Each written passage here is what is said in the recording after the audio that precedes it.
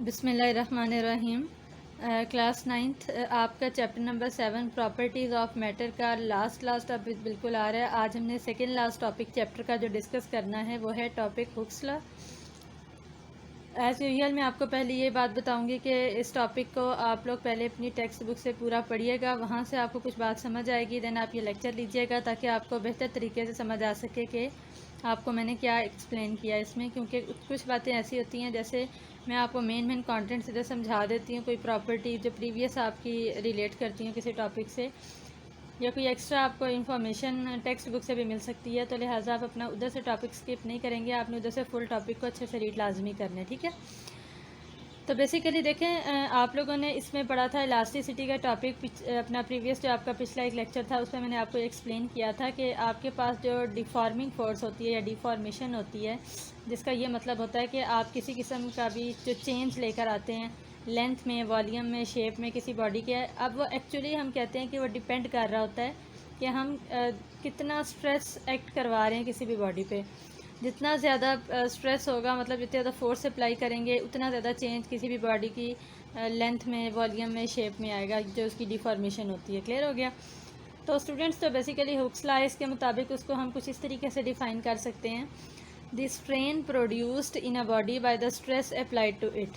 यानी कि किसी भी बॉडी के अंदर जो स्ट्रेन पैदा हो जाता है, और स्ट्रेन बेसिकली क्या है, ये आपके पास एक ऐसा कंपैरिजन में चेंज आता है जो स्ट्रेस की वजह से पैदा होता है, ओरिजिनल लेंथ, वॉल्यूम और शेप में वो स्ट्रेन होता है। ठीक हो गया।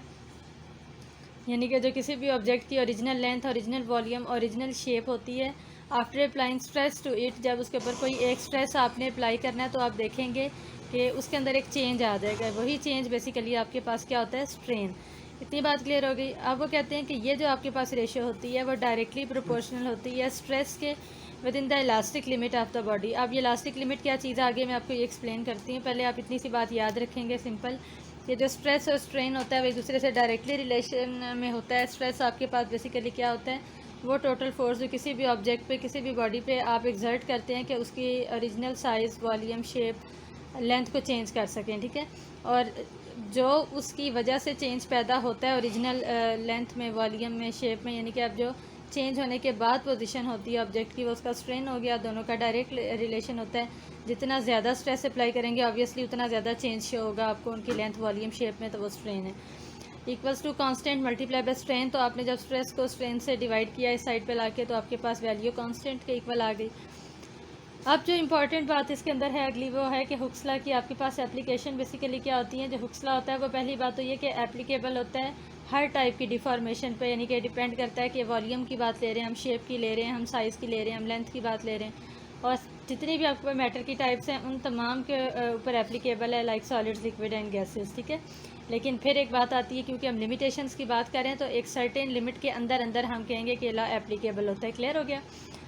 तो बेसिकली ये जो आपके पास लिमिट होती है ना स्टूडेंट्स, हुक्स लॉ के नाम से, एक मैक्सिमम स्ट्रेस जो हम किसी भी ऑब्जेक्ट के ऊपर अप्लाई करते हैं वो आपके पास एक सेफली अप्लाई होता है बॉडी के ऊपर, बग़ैर कोई परमानेंट डिफॉर्मेशन शो किए उसकी लेंथ में, वॉल्यूम में, शेप में। ठीक हो गया।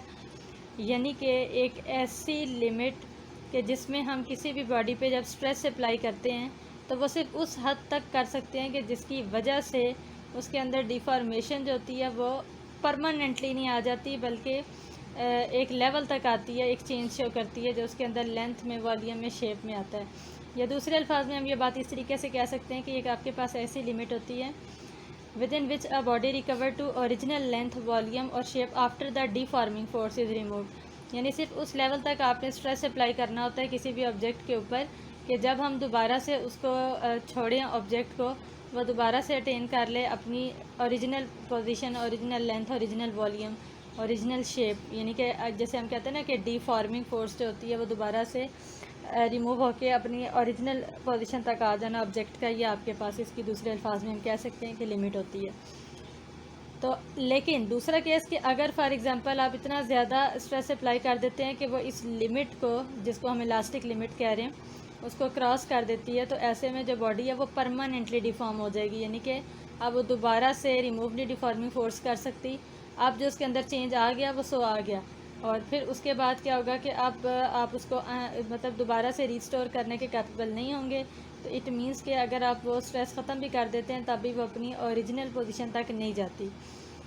ये एक मैंने इधर ग्राफ बनाया हुआ है, आप लोग इसको देखिएगा, इसको अपनी आप बुक से भी देख सकते हैं। पहले देखें, एक्सटेंशन आपने लिया हॉरिजॉन्टल एक्सिस पे, फोर्स आप लोगों ने ले ली वर्टिकल एक्सिस पे, और सेंटर में मैंने एक बिल्कुल स्ट्रेट स्लोप पहले ड्रॉ किया और उसके ऊपर देखेंगे ब्रेकिंग पॉइंट्स हैं, ऐसा ही है ना।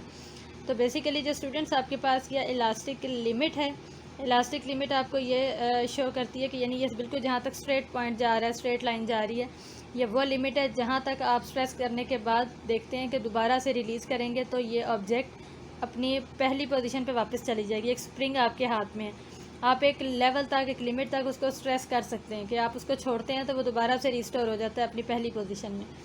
लेकिन समटाइम इतनी ज़्यादा हम उसके ऊपर स्ट्रेस अप्लाई कर देते हैं, इतना ज़्यादा उसको हम स्ट्रेच करने की कोशिश करते हैं कि हम उसके इलास्टिक लिमिट से आगे निकल जाते हैं, जहाँ पे ब्रेकिंग पॉइंट आ जाते हैं। यहाँ से कर्वी सा पोर्शन स्लोप का मैंने शो किया हुआ है ग्राफ के अंदर, तो आप देखेंगे वो ब्रेकिंग पॉइंट होते हैं। मतलब ये वो पॉइंट्स होते हैं जहाँ से हम उस इलास्टिक लिमिट को, एक फ्लेक्सिबिलिटी को क्रॉस करके एक अगले पॉइंट पे आ चुके हैं कि जहाँ से अगर आप उसको दोबारा से छोड़ भी देते हैं कि वो ओरिजिनल पोजीशन ले, तो ऐसा नहीं हो सकता। मतलब ब्रेकिंग पॉइंट्स पे आने के बाद दोबारा से जो डिफॉर्मिंग फोर्स है, हम जिसे कहते हैं, वो रिमूव हो जाए, जो भी ऑब्जेक्ट है, बॉडी है, वो अपनी ओरिजिनल स्टेट में रिस्टोर हो जाए, ऐसा नहीं हो सकता। ठीक हो गया, ये आपके पास हुक्सला था। हुक्सला भी इम्पॉर्टेंट टॉपिक है आपका बोर्ड पॉइंट ऑफ व्यू से स्टूडेंट्स। ठीक है, अब देखेंगे आप लोगों के पास जो नेक्स्ट टॉपिक है वो आपके पास है यंग मॉड्यूलस। ठीक है, अब आपने टॉपिक देखने हैं नेक्स्ट यंग मॉड्यूलस। इसके अंदर आपको क्या बताएंगे, आपके पास ये बेसिकली रेशियो होती है स्ट्रेस और टेंसाइल स्ट्रेन में। स्ट्रेस आपके पास क्या चीज़ है, आप लोगों को पता है, फोर्स बाय एरिया में, मतलब जितना आप एरिया ले रहे हैं उसके हिसाब से जो टोटल फोर्स एक्सर्ट करेंगे, डिपेंड करता है कितना एरिया, कितनी फोर्स एक्सर्ट कर रहे हैं, यह आपके पास स्ट्रेस होता है। और जितना आप वो स्ट्रेस अप्लाई करने के बाद किसी ऑब्जेक्ट की लेंथ में चेंज लेके आते हैं, वो टेंसाइल स्ट्रेन होता है। इन दोनों के अंदर जब हम रेशियो फाइंड करेंगे तो इट मीन्स के यंग मॉड्यूलस है, जिसके अंदर बेस्ट एग्जांपल आपके पास दोबारा से स्प्रिंग की आ सकती है।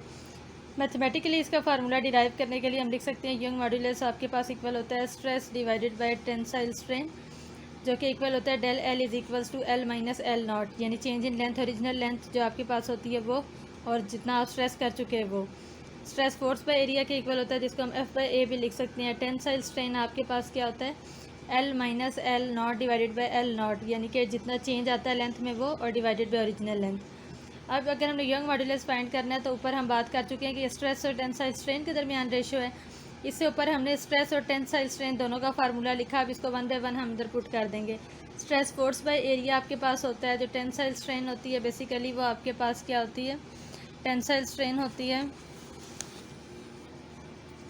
टेंसाइल स्ट्रेन आप लोगों ने इस तरीके से लिखना है कि वो आपके पास बेसिकली ऊपर del L by L not था ना, जब आप उसको डिनोमिनेटर में लिखेंगे तो वो सामने प्रोडक्ट में L not by L del L हो जाएगा।